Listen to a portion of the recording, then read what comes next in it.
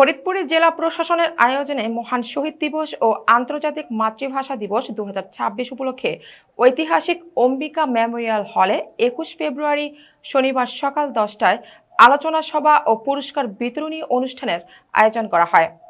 প্রতিনিধি মাহবুব চিস্তি জানান, সভায় প্রধান অতিথি হিসেবে উপস্থিত ছিলেন ফরিদপুর সদর 3 আসনের নবনির্বাচিত সংসদ সদস্য চৌধুরী নায়েব ইউসুফ। প্রধান অতিথির বক্তব্যে চৌধুরী নায়েব ইউসুফ বলেন, 21 ফেব্রুয়ারি গৌরবময় আন্তর্জাতিক মাতৃভাষা দিবস ও মহান শহীদ দিবস।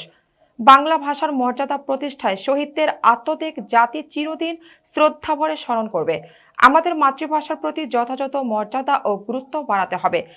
দিনে দিনে মাতৃভাষার প্রতি নতুন প্রজন্ম গুরুত্ব কমিয়ে দিচ্ছে। নতুন প্রজন্মের কাছে মাতৃভাষার গুরুত্ব তুলে ধরতে হবে। আমরা অনেকেই ভুলে যাই দেশকে ভালোবাসতে হবে। আমাদের এদেশের মানুষ মাতৃভাষার জন্য জীবন দিয়েছে, এদেশকে স্বাধীন করার জন্য জীবন দিয়েছে। আমাদের মনে রাখতে হবে তারা এদেশকে যতটা ভালোবেসেছে আমাদেরকেও সেভাবে ভালোবাসতে হবে।